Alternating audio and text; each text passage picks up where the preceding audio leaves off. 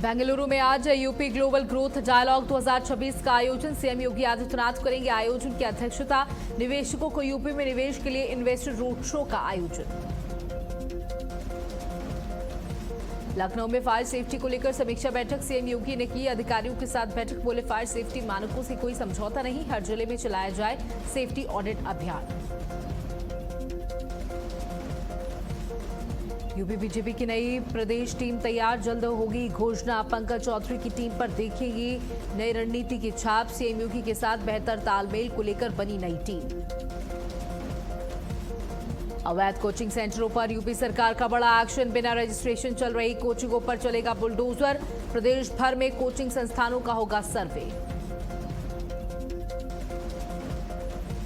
देश भर में बदला मौसम का मिजाज। 19 राज्यों में भारी बारिश, तूफान का अलर्ट। 90 किलोमीटर प्रति घंटे की रफ्तार से चलेंगी तेज हवाएं। यूपी बिहार समेत कई राज्यों में आईएमडी ने जारी किया अलर्ट।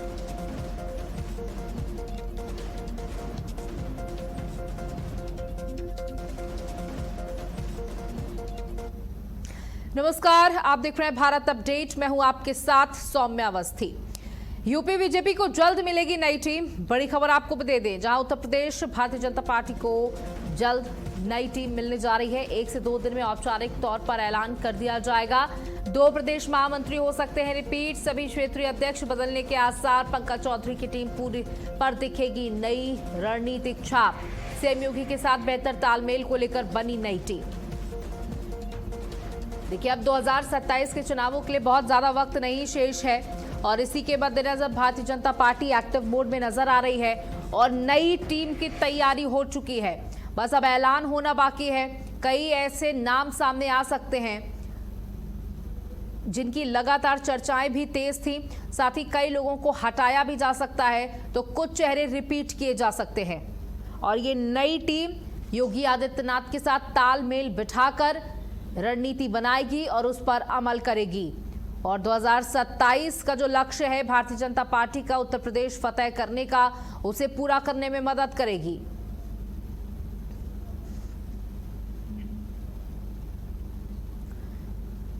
तो ये बड़ी खबर आपको दे रहे हैं, जहां आपसे कुछ ही दिन में, माना जा रहा है 1 से 2 दिन के अंदर टीम का ऐलान हो जाएगा। सीएम योगी के साथ बेहतर तालमेल लेकर ये नई टीम बनी है, यानी कि सीएम ने भी अपना पूरा इनपुट इस टीम को लेकर दिया है और लंबे वक्त से इंतजार चल रहा है इस टीम के ऐलान का। 1 से 2 दिन में औपचारिक तौर पर ऐलान संभव। 2 प्रदेश महामंत्री रिपीट हो सकते हैं। सभी क्षेत्रीय अध्यक्ष बदलने के आसार।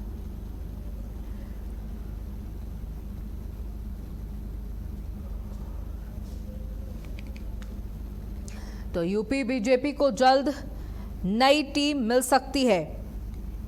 बता दें कि जिम्मेदारी की अगर बात करें तो इस नई टीम को पूरी जिम्मेदारी सौंपी जाएगी 2027 के चुनावों की, पंचायत चुनावों की।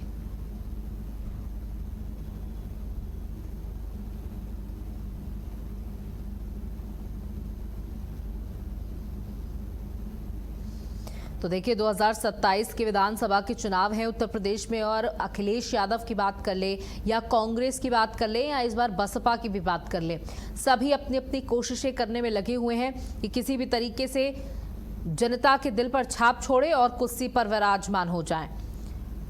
लेकिन अब ये जनता ही तय करेगी कि किसको मौका देना है। तो बता दें कि उत्तर प्रदेश भारतीय जनता पार्टी को अगले 1 से 2 दिनों में नई प्रदेश टीम मिल सकती है। पार्टी हाईकमान ने नामों को अंतिम रूप भी दे दिया है और औपचारिक घोषणा किसी भी समय होने की पूरी संभावना जताई जा रही है। नई टीम के मुख्य बिंदु और बदलाव क्या होंगे वो भी आपको बता दें, जहां युवा और नए चेहरों को मौका दिया जा सकता है। संगठन को मजबूत बनाने के लिए पार्टी इस बार नए और युवा चेहरों को प्रमुखता से आगे बढ़ाने की फिराक में है। बता दें कि महिला प्रतिनिधित्व भी बढ़ सकता है। महिला नेताओं और विभिन्न समुदाय को शामिल करके इसे एक समावेशी राज्य इकाई बनाने पर जोर दिया गया है। राज्य टीम में महामंत्रियों की संख्या 7 से घटाकर 6 करने की तैयारी की गई है। वहीं सभी 6 संगठनात्मक क्षेत्रों में क्षेत्रीय अध्यक्षों के नामों को अंतिम रूप दे दिया गया है। तो अब देखिए, किसी भी वक्त इस नई टीम का ऐलान कर दिया जाएगा। टीम के सभी सदस्यों को पहले से ही सोच विचार कर डिसाइड कर लिया गया है, अब सिर्फ बाकी है तो औपचारिक घोषणा। और जैसे ही औपचारिक घोषणा होगी वैसे काम और तेजी के साथ देखने को मिल सकता है। ये नई टीम नए चेहरों से लैस होगी, जहां इस नई टीम में नए चेहरे ज्यादा दिखाई देंगे, युवा चेहरे ज्यादा दिखाई देंगे। साथ ही क्योंकि भारतीय जनता पार्टी महिलाओं की बात करती है, उनके सशक्तिकरण, स्वावलंबन की और सहभागिता की, इसलिए इस नई टीम में कई महिलाओं को भी बड़ी जिम्मेदारी मिल सकती है। इसी के साथ साथ आपको बताते चले कि महामंत्रियों की संख्या को 7 से घटाकर 6 करने का अनुमान लगाया जा रहा है। सभी 6 संगठनात्मक क्षेत्रों में क्षेत्रीय अध्यक्षों के नामों को अंतिम रूप दिया जा चुका है।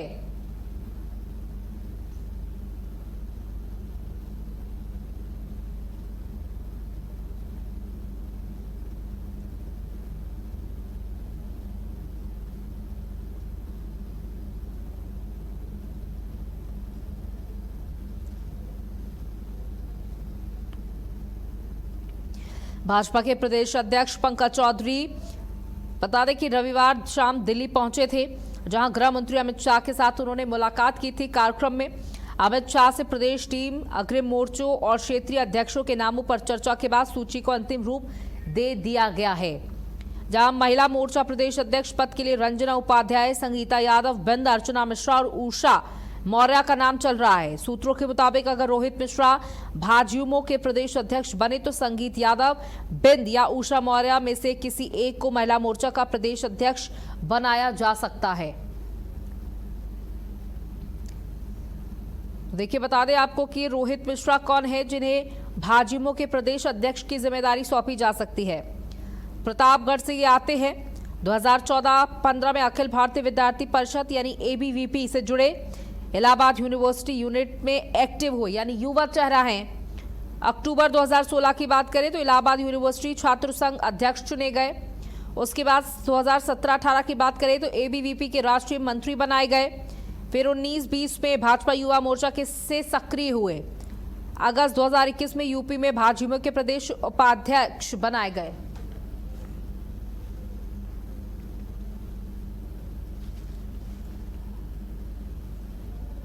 हमारे साथ हमारे सहयोगी रमन जुड़ चुके हैं।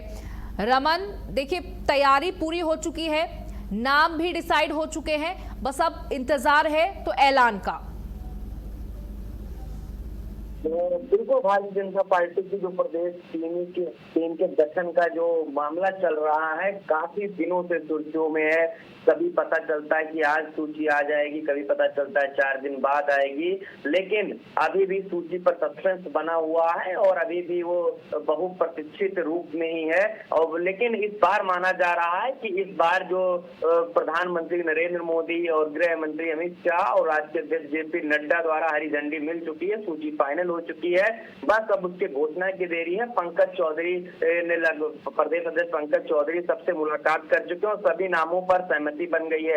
आपको बता दें कि इस बार जो खबरें आ रही हैं सूत्रों द्वारा, उसमें बताया जा रहा है कि 6 के 6 क्षेत्रीय अध्यक्ष बदले जाएंगे। और विशेष बात इस बार रहेगी क्योंकि प्रधानमंत्री नरेंद्र मोदी की सीधी मंशा थी कि इस बार क्योंकि जिस तरीके से महिला आरक्षण की बात की जा रही है तो क्षेत्रीय अध्यक्ष भी महिला बनाई जा सकती है। और साथ ही बात करें महामंत्रियों की तो 2 नाम रिपीट होने की चर्चा बहुत तेजी से है, बाकी नए चेहरे रहेंगे। उपाध्यक्ष में 3 नाम रिपीट हो सकते हैं, बाकी नए चेहरों के साथ एक नई टीम बनेगी जो विधानसभा चुनाव, पंचायत चुनाव में भारतीय जनता पार्टी का नेतृत्व करेगी, भारतीय जनता पार्टी के लिए पॉलिसी बनाएगी और एग्जीक्यूशन करेगी। आपने बताया जिस तरीके से युवा मोर्चा में रोहित मिश्रा का नाम चल रहा है, रोहित मिश्रा ABVP से जुड़े रहे 2016 से, एकलौते वो शख्स हैं जो इलाहाबाद यूनिवर्सिटी से उपाध्यक्ष बने। और उसके बाद में आपको बता दें कि उसके बाद वो लगातार जुड़े रहे और युवा मोर्चा की टीम में अभी वो उपाध्यक्ष हैं और अध्यक्ष रेस में उनका नाम सबसे आगे चल रहा है, क्योंकि और भी जितने भी नाम हैं वो कैडर के रूप में पार्टी से बहुत ज्यादा दिनों से नहीं जुड़े हुए हैं और किसी की कुछ लोग ऐसे भी हैं जिनकी उम्र को लेकर भी उनका नाम पीछे चला गया है। ऐसे में रोहित मिश्रा के नाम की चर्चा सबसे तेज चल रही है। बात करें महिला मोर्चा अध्यक्ष की, तो जैसा कि आपने बताया, रंजना उपाध्याय, संगीता यादव, उषा मौर्य और अर्चना मिश्रा जो कि प्रदेश मंत्री हैं और आपको बता दें कि माना जा रहा है कि अगर रोहित मिश्रा प्रदेश अध्यक्ष बनते हैं तो ओबीसी कोटे में जो है महिला मोर्चा अध्यक्ष का पद जाएगा। ऐसे में उषा मौर्य का नाम उसमें सबसे आगे चल रहा है। और बात रही और भी सारे पदों की, जैसे किसान मोर्चा का अध्यक्ष कौन बनेगा, पिछड़ा मोर्चा का कौन बनेगा, लगभग जो लिस्ट है वो फाइनल हो गई। एक दो नामों को लेकर सहमति नहीं बन पा रही, तो नाम वो इतने बड़े थे जिसके लिए सीधे ही जो परमिशन थी वो प्रधानमंत्री नरेंद्र मोदी, गृह मंत्री अमित शाह और राष्ट्रीय अध्यक्ष नितिन नवीन से लेनी थी। ऐसे में सूचित काम रुका हुआ था, लेकिन अब फाइनल मोहर लग गई है और जल्द ही घोषणा होने वाली है। और घोषणा होने के बाद जिस तरीके से रमन, देखिए ऐसा माना जा रहा है कि ये जो टीम का बंटवारा हुआ है उसमें 33% जो है वो महिलाओं का भागीदारी रखी गई है, लेकिन अभी जो नाम चुन लिए गए हैं उसमें सिर्फ 26% ही महिलाओं की भागीदारी हो पाई है। अब इस परसेंटेज को 33 तक पहुंचाने के लिए 12 महिलाओं की जगह 14 महिलाओं को रखा जा सकता है इस नई टीम में। बिल्कुल, महिलाओं को इस बार प्रमोट किया जा रहा है भारतीय जनता पार्टी द्वारा, क्योंकि जिस तरीके से प्रधानमंत्री नरेंद्र मोदी ने विधानसभा और केंद्र संसद में महिलाओं के आरक्षण का जो कानून लेकर आए थे उसको लेकर जिस तरीके से वो नहीं पास हो पाया था, अब ऐसे में वो अपनी पार्टी के द्वारा संदेश भाजपा देना चाहती है कि हम महिलाओं को नेतृत्व सौंपना चाहते हैं, अगुवाई करना महिलाएं आकर अगुवाई करें और उनकी जो आबादी जिस तरीके से 50% है और इस हिसाब से उनको 33%, 35% नेतृत्व करना चाहिए। लेकिन अभी क्योंकि तमाम ऐसे क्षेत्र हैं वहां पर महिलाएं काम नहीं कर सकती हैं, उतना अच्छा नहीं कर सकती, इसलिए पार्टी सोचती है कि पार्टी जो बौद्धिक वर्ग है उसका मानना है कि जिस तरीके से 20%, 25% भी अगर महिलाएं हो जाती हैं अगर संगठन में, तो संदेश बड़ा चला जाएगा और आने वाले समय में जब महिलाओं की संख्या, काम करने वाली महिलाओं की संख्या बढ़ेगी तो ये आंकड़ा 33% से 40% भी जा सकता है। हमारे साथ बने रहिएगा। चलिए अब आगे बढ़ते हैं।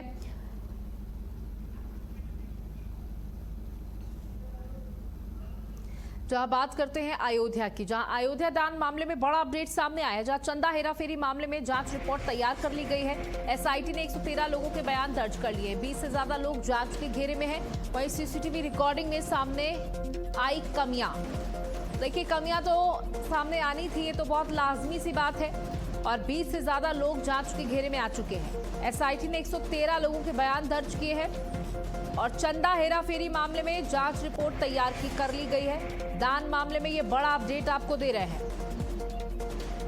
7 से 8 करोड़ रुपए का कथित घोटाला जो बताया गया है राम मंदिर दान में, उसमें बड़ा अपडेट आपको दे दें क्योंकि एसआईटी का गठन हो गया है और एसआईटी अब लगातार लोगों के बयान ले रही है, जांच पड़ताल कर रही है। 113 लोगों के बयान दर्ज किए गए हैं, उसमें वो सब लोग भी शामिल हैं जो ट्रस्ट के पदाधिकारी हैं, ट्रस्ट के सदस्य हैं, साथ ही मंदिर परिसर में जितने भी लोग रोज काम करते हैं उन सब के बयान दर्ज किए गए हैं। कौन कितने बजे आता है, कौन कितने बजे जाता है, किसका क्या काम है, कैसे ड्यूटी बदलती है, किसका कौन रिश्तेदार है, किसने अपने रिश्तेदार को किस तरीके से लगवाया है, उसकी कितनी तनख्वाह है, ये सब कुछ एक एक बिंदु पर जांच हो रही है, चर्चा हो रही है, बयान लिए जा रहे हैं। और बता दें कि 20 से ज्यादा ऐसे लोग पाए गए हैं संदिग्ध जो जांच के घेरे में आ चुके हैं। सीसीटीवी रिकॉर्डिंग में भी कमी मिली है। देखिए, ये जानकारी मिल पा रही थी कि 8 महीने का सीसीटीवी फुटेज डिलीट है, यानी कि जो भी चोरी, जो भी धांधली की गई वो इन 8 महीने से 1 साल के अंदर की गई।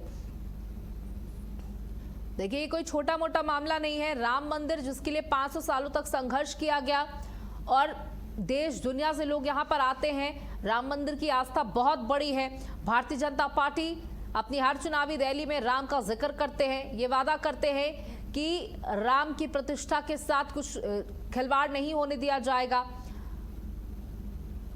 रमन, देखिए, चंदा हेराफेरी मामले में एक नई रिपोर्ट तैयार की गई है जिसमें 20 से ज्यादा लोग ऐसे हैं जो जांच के घेरे में हैं। बिल्कुल, आपको बता दें, इस तरीके से 13 जून को राम मंदिर चंदा चोरी मामले में एसआईटी गठित हुई थी, जिसके अध्यक्ष जो कि लखनऊ के कमिश्नर विजय विश्वास पंत हैं, उनकी अगुवाई में टीम गठित थी। 15 जून को टीम पहुंची और उसने जांच शुरू की और कल मंगलवार को उसने रिपोर्ट अपर मुख्य सचिव संजय प्रसाद को सौंपी गई है एसआईटी द्वारा। उसके बाद में विजय विश्वास पंत ने बताया कि ये प्रारंभिक रिपोर्ट है। इस रिपोर्ट और अभी भी पूरी रिपोर्ट जो है वो लगभग 15 दिन के अंदर सौंप दी जाएगी शासन को और हर पहलू पर जांच हो रही है। आपको बता दें, रिपोर्ट में 113 लोगों से पूछताछ की गई है, गार्ड से लेकर बाबू से लेकर जो वहां के बड़े पदाधिकारी ट्रस्ट के हैं सभी पदाधिकारियों से, पदाधिकारियों के करीबियों से, मंदिर के पुजारियों से, सीसीटीवी वाले से, सबसे पूछताछ की गई। सीसीटीवी रिकॉर्डिंग्स में भी कमी आई है और 20 लोगों का नाम घेरे में आ रहा है जिन पर शक है, संदेह है और एसआईटी ने बोला उनके नाम पर बनाया हुआ है कि एक व्यक्ति का इसमें योगदान हो सकता है, इससे मिली भगत हो सकती है, लेकिन अभी ऐसा कोई दावा नहीं है कि किसका किसका नाम आया है। जब तक फाइनल रिपोर्ट नहीं आ जाती है, अभी प्रारंभिक रिपोर्ट विजय विश्वास पंत ने सौंपी है। विजय विश्वास पंत ने कहा है कि हर पहलू पे जांच हो रही, जो सरकार का जो नीति है, निर्देश है मुख्यमंत्री का, उसके अनुरूप काम हो रहा है और ऐसा जो इस तरीके से चंदे का मामला है, कोई जितने भी एक एक पॉइंट पर ना सिर्फ मंदिर में, मंदिर के बाहर से भी जांच की जा रही है, क्योंकि जो तार जुड़े हुए हैं वो मंदिर के बाहर से भी जुड़े हो सकते हैं, क्योंकि अगर ऐसा मामला चल रहा है ऐसे में बाहर के लोगों से भी जांच की पूछताछ की जा रही है कि कैसे किसका इन्वॉल्वमेंट मंदिर में था।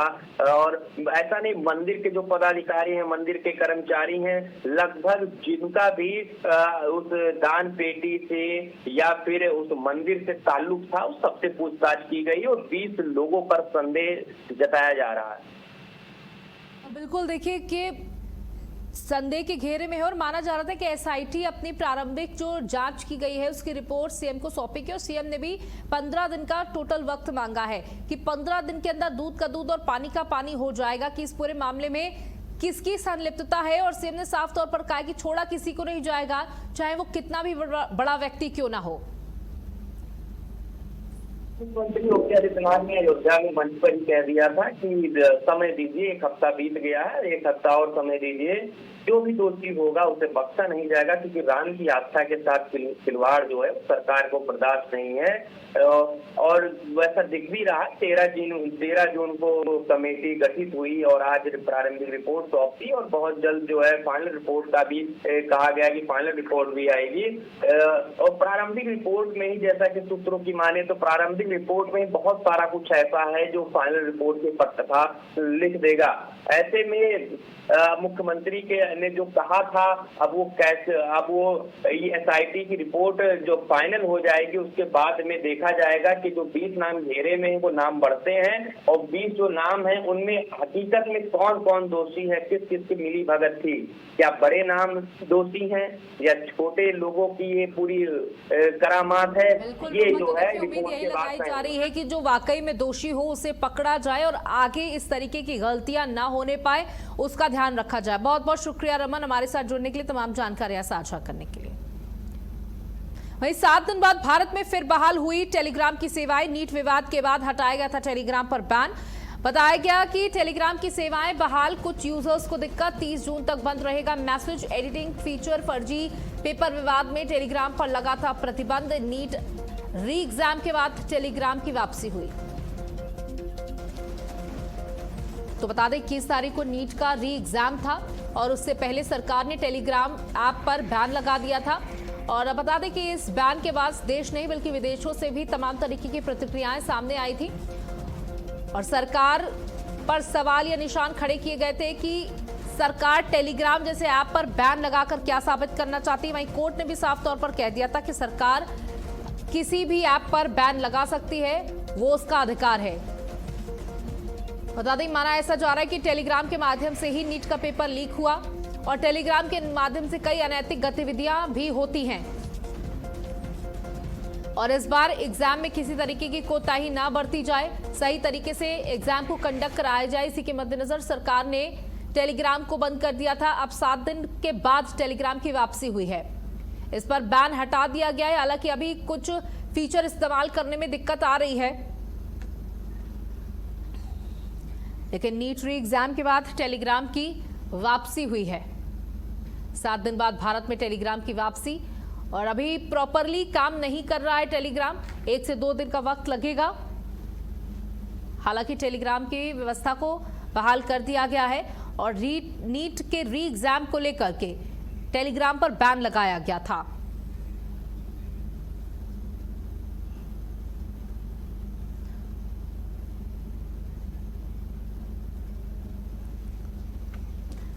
तो टेलीग्राम पर लगा बैन अब हटा दिया गया है। सरकार के द्वारा टेलीग्राम पर यह बैन लगाया गया था और इस बैन लगाने की वजह टेलीग्राम से पेपर लीक का होना माना जा रहा है।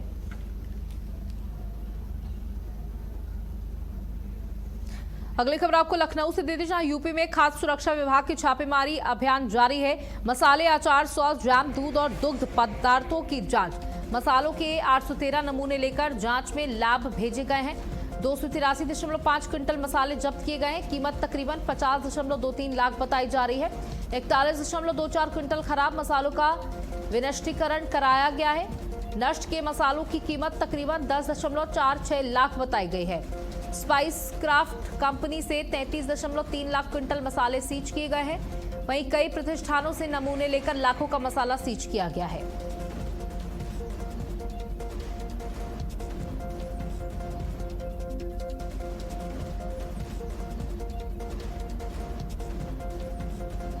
तो मसालों के 813 नमूने लेकर जांच में लैब के लिए भेजे गए हैं। 283.5 क्विंटल मसाले जब्त, कीमत तकरीबन 50.23 लाख। 41.24 क्विंटल खराब मसालों को नष्ट किया गया है। देखिए, ये मसाले आपके किचन तक पहुंचते उससे पहले इन्हें नष्ट कर दिया गया है। सॉस, जो टोमेटो सॉस, चिली सॉस आप खाते हैं फास्ट फूड में डालकर, वो कितनी खराब स्थिति में है उसे नष्ट किया गया। कई दुग्ध पदार्थों को नष्ट किया गया और यह अभियान यूं ही जारी रहेगा, इसकी जानकारी दी गई। यूपी में खाद्य सुरक्षा विभाग की बड़ी छापेमारी अभियान चल रहा है, जहां इस तरीके के खराब मसाले, खराब क्वालिटी में बनी चीजों को नष्ट किया जा रहा है, जो आपकी सेहत को बड़ा नुकसान पहुंचा सकती हैं। तो देखिए, 283.5 क्विंटल मसाले जब्त किए गए हैं। इनकी कीमत भी लाखों करोड़ों में बताई जा रही है। लेकिन जब ये आपके किचन तक पहुंचते, आपके पेट तक पहुंचते, तो किस तरीके की तबाही मचाते आपके पेट के अंदर, साथ ही आपकी सेहत कितनी खराब हो सकती थी। देखिए, भ्रष्टाचार हर कोने में आपको दिखाई दे जाएगा। जहां लोग खाने की सामग्री को भी नहीं छोड़ रहे हैं, उसमें भी जमकर मिलावट करते हैं, चाहे वो मसाले हो, चाहे वो पीने वाले पदार्थ हो, चाहे बात अगर आपके बच्चे फ्रूटी पीते हैं, मैंगो जूस पीते हैं, वो कितना खराब स्थिति में आता है आपको अंदाजा भी नहीं। अचार जिसका इस्तेमाल आप अपने किचन में करते हैं, स्वाद बढ़ाने के लिए करते हैं, उसमें भी ढेर सारी मिलावट की जाती है और आप उस मिलावट को नहीं समझ पाते, क्योंकि खूबसूरत पैकेजिंग के साथ उसे आपके सामने बड़े ब्रांड के लेबल के साथ पेश किया जाता है और उसके बाद आपके शरीर में जाकर वो आपके शरीर को किस प्रकार से धीरे धीरे नुकसान पहुंचा रहे हैं, उसका आप अंदाजा भी नहीं लगा सकते। वहीं पूरे देश में मौसम का मिजाज बदल चुका है। 19 राज्यों में भारी बारिश, तूफान का अलर्ट। 90 किलोमीटर प्रति घंटे की रफ्तार से चलेंगी तेज हवाएं। दिल्ली, यूपी समेत कई राज्यों में आईएमडी ने जारी किया अलर्ट। आंधी बारिश के साथ ओलावृष्टि की भी संभावना जताई गई है। देश भर में मौसम का मिजाज बदल चुका है। अब लोगों को तपती गर्मी से थोड़ी राहत जरूर मिली है, लेकिन अभी खुल करके मानसून नहीं आया है। बता दें कि कल दिल्ली, नोएडा समेत कई जगहों पर तेज हवाएं चली और उसके बाद हल्की बारिश ने मौसम को लाइट जरूर कर दिया। उसके बाद धीरे धीरे हवाएं चलती रही शाम तक, जिससे लोगों को इस झुलसती गर्मी में बड़ी राहत मिली। अब माना जा रहा है कि 90 किलोमीटर प्रति घंटे की रफ्तार से तेज हवाएं चलेंगी, बारिश होगी और लोगों को राहत मिलेगी इस गर्मी से। देखिए, जून का महीना आ चुका है और आधा बीत चुका है, अब जुलाई आने वाला है, लेकिन अभी जमकर बारिश नहीं हुई है।